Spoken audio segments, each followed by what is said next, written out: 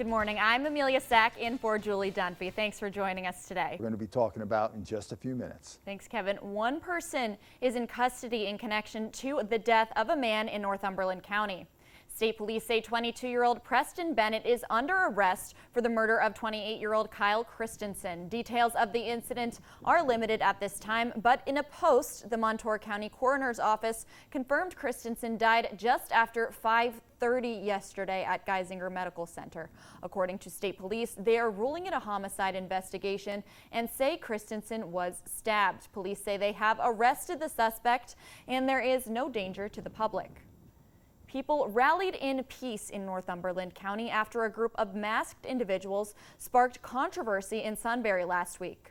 Community members gathered in Sunbury on Saturday to demonstrate that all are welcome there. The rally's purpose was to spread the message of love and unity throughout the community after a group of masked individuals were seen last weekend waving a neo-Nazi Celtic cross flag. Community members were shocked to see this group of people spreading what they call a message of hate in their town, and Saturday they countered with their own message.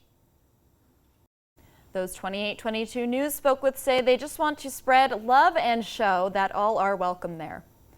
A memorial service yesterday in Lackawanna County commemorating the 2-year anniversary of the invasion of Ukraine.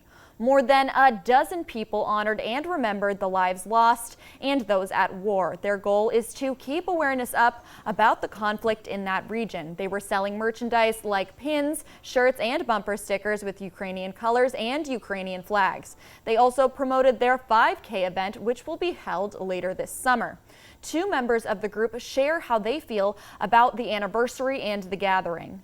For more on the organization, go to pahomepage.com. A road advisory for drivers in Scranton, the westbound lane of Theodore Street between Ralph and Return Avenues, will be closed for the concern of drivers and residents, according to the city of Scranton. An inspection conducted on the railroad bridge over Theodore Street caused the closure after concerns of pieces falling from the bridge into the street. The closure will remain until further notice. Dozens were their best Saturday night in Luzerne County to raise money for a great cause at the Cancer Wellness Center of NEPA's inaugural fundraising gala. Fire and ice was the theme in the Great Hall at the Westmoreland Club. Lots of flames and ice filled the space, full of advocates for the Cancer Center, formerly known as Candy's Place. Through the generosity of the community, the organization was able to raise more than $200,000 at the singular event.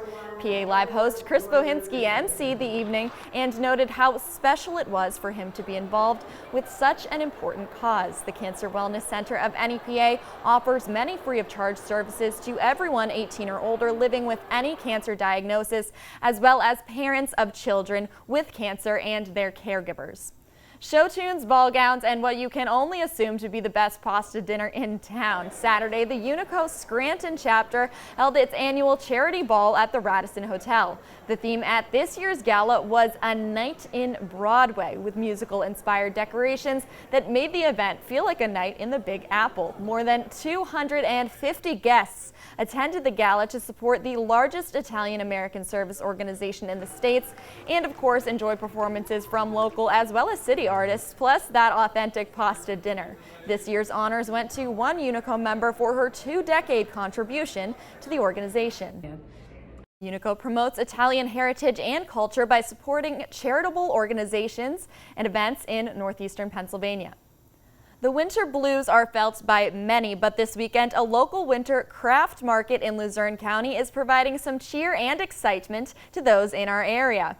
NEPA Craftworks curated events kicked off day 1 of its winter market in the Tilbury Community Center in Nanticoke. Handmade jewelry, vintage pieces, and different forms of artwork are just a few of the items featured at the market by some small business owners. Others sold treats like popcorn, fudge, and wine. It's a craft market that some say has a little something for everyone. Former President Donald Trump secured another decisive primary win in South Carolina Saturday night, defeating Nikki Haley in her home state. Bradley Blackburn has the story on the vote and why Haley says she will stay in the race. 16 delegates are at stake in Michigan, and then Super Tuesday follows a week later. More than 800 delegates are up for grabs that day. Trump needs 1,215 to win, and with South Carolina, he secured 107. The time is now 7:42. Let's get a check on the forecast with Kevin. All right, Amelia, we were talking about skiing just a couple minutes today. It was cold this morning, and then it'll be cold again Thursday, but sandwiched in there, got some mild temperatures. Right, yeah, some good news for those who love the warm weather. Thanks, Kevin. Okay.